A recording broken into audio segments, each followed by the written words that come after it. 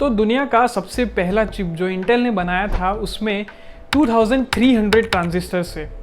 अभी के हमारे जो लैपटॉप्स और कंप्यूटर्स हैं उनमें on an average 820 million transistors होते हैं। जी हाँ, 2300 से लेके 820 मिलियन तक आज हम पहुंच चुके हैं। मेरा नाम है पार्थ और स्वागत है आपका द टेक कॉमिक में। तो आज हम बात करने वाले हैं हिस्ट्री के सबसे इम्पॉर्टेंट इन्वेंशन जिसने पूरी डिजिटल इंडस्ट्री को रिवोल्यूशनाइज कर दिया, उसके बारे में, वो है ट्रांजिस्टर्स। तो ट्रांजिस्टर्स को अगर आसान भाषा में आपको समझाना चाहूँ तो इलेक्ट्रिकल पावर्स और सिग्नल्स को जो एम्पलीफाई और स्विच करते हैं, तो ये काम है ट्रांजिस्टर्स का। अब ट्रांजिस्टर्स कब इन्वेंट हुए थे, उन्हें किसने इन्वेंट किया था, ये भी मैं बता दूंगा आपको। लेकिन ये समझ लीजिए कि अगर ट्रांजिस्टर्स का इन्वेंशन हुआ ही नहीं होता तो आज हमारे पास ये जो स्मार्टफोन है जिससे मैं अभी वीडियो शूट कर रहा हूँ, या फिर लैपटॉप्स है, कंप्यूटर्स है, ये सारी चीज़ें पॉसिबल ही नहीं हो पाती।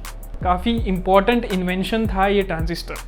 तब इस ट्रांजिस्टर का इन्वेंशन 3 साइंटिस्ट ने किया था, जिसकी वजह से उन्हें 1956 में केमिस्ट्री के लिए नोबेल प्राइज़ भी दिया गया था। तो 3 साइंटिस्ट का नाम है विलियम शॉकली, जॉन बाइडीन और वॉल्टर ब्रेटेन। ये तीनों साइंटिस्ट बेल लेबोरेटरीज़ के लिए काम करते थे और बेल लेबोरेटरीज़ में ही इस ट्रांजिस्टर का इन्वेंशन हुआ था।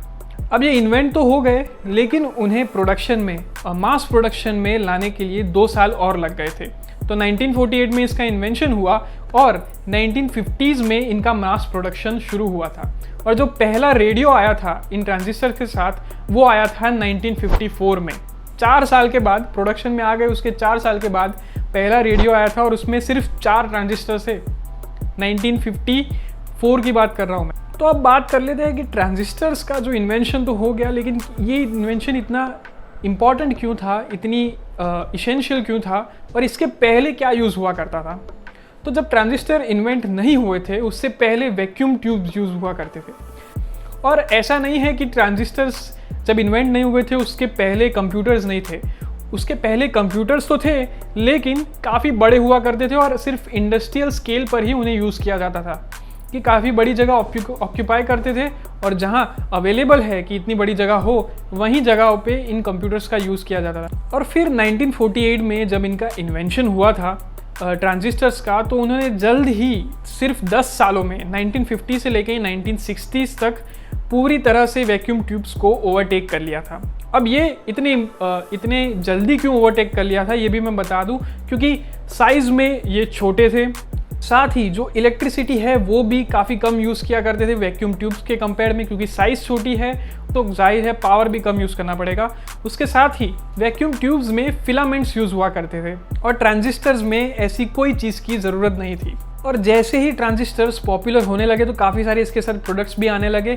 1954 में इसके साथ जो रेडियो आया था, जिसकी मैंने बारे में बात की थी, सिर्फ 4 ट्रांजिस्टर इसमें यूज़ हुए थे और रेडियो हिस्ट्री में सबसे फास्टेस्ट सेलिंग कंज्यूमर प्रोडक्ट बन गया। उस ज़माने में क्योंकि इंटरनेट और ये सब चीज़ें नहीं थी, तो काफ़ी बड़ा खिताब है। सिर्फ डिवाइसेस में ही नहीं, जैसे ही ट्रांजिस्टर का इन्वेंशन हुआ था तो ट्रांजिस्टर ने और काफ़ी सारी दूसरी अदर टेक्नोलॉजीज़ में भी काफ़ी सुधार देखा गया, काफ़ी एडवांसमेंट देखा गया। क्योंकि उस ज़माने में डिफेंस को काफ़ी प्रायोरिटीज़ दी जाती थी, मिलिट्री को काफ़ी प्रायोरिटीज़ दी जाती थी, और उसके लिए काफ़ी सारे रिसर्च प्रोग्राम्स भी चल रहे होते थे। तो जाहिर है कि उस रिसर्च प्रोग्राम में काफ़ी सारे इन्वेंशंस और डिस्कवरीज भी होते थे, और उसी की वजह से कंज्यूमर प्रोडक्ट्स में भी पुश देखा जाता था। तो इसका इनडायरेक्ट क्रेडिट हम मिलिट्री को भी दे सकते हैं। और इसका एक एग्जांपल भी बता दूं, 1958 में आइजनहावर गवर्नमेंट ने आरपा को एस्टैब्लिश किया था, एडवांस्ड रिसर्च प्रोजेक्ट्स एजेंसी, आरपा।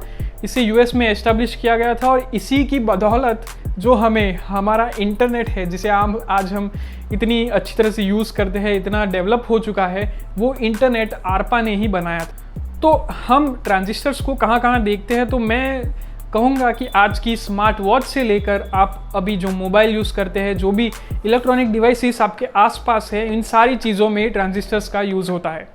जो भी आपको ग्रीन कलर का जो प्रिंटेड सर्किट्स बोर्ड मिलते हैं, पीसीबीज मिलते हैं, इन सारी चीज़ों में ट्रांजिस्टर्स का यूज़ होता है। तो ये इसीलिए ये ह्यूमंस के लिए इतनी इसेंशियल इन्वेंशन है, क्योंकि बिना ट्रांजिस्टर्स के आप अभी भी इमेजिन कर सकते हैं कि हम इतने बड़े रूम में बैठे और इतने ही रूम को ऑक्यूपाई किया हुआ एक कंप्यूटर यूज़ कर रहे हैं, जिसकी पावर हमारी स्मार्ट वॉच से भी कम होती है। तो इसी की बदौलत काफ़ी सारी ग्रेट ह्यूमन लीप्स थी, जो ग्रेट डिस्कवरीज थी, ये पॉसिबल हो पाई सिर्फ ट्रांजिस्टर्स की बदौलत। ह्यूमंस ने पहला कदम रखा चांद पर, वो भी पॉसिबल हो पाया ट्रांजिस्टर्स की बदौलत। हमने हमारे हाथ में जो आईफोन्स और एंड्रॉयड्स है, स्मार्टफोन्स है, ये भी हो पाया तो सिर्फ ट्रांजिस्टर्स की बदौलत। तो आप सोच सकते हैं कि कितना इम्पॉर्टेंट इन्वेंशन है ट्रांजिस्टर्स हमारे लिए। तो बस आज के वीडियो में इतना ही। मुझे आशा है कि आपको पसंद आया होगा कि जो ट्रांजिस्टर्स के बारे में आज मैंने आपको बताया, और बताया कि कितना इसेंशियल पार्ट है वो हमारे लाइफस्टाइल का। हमें पता भी नहीं है कि और हमारी जेब में हम बिलियंस और मिलियंस ट्रांजिस्टर्स लेके अभी घूम रहे हैं। वीडियो अच्छा लगा तो लाइक कर दीजिए, और हाँ, सब्सक्राइब ज़रूर कर दीजिए और बेल नोटिफिकेशन को प्रेस कर दीजिए ताकि जब भी मैं नया वीडियो लाऊँ आपको पता चल जाए। तो मिलेंगे अब अगले वीडियो में। Thank you.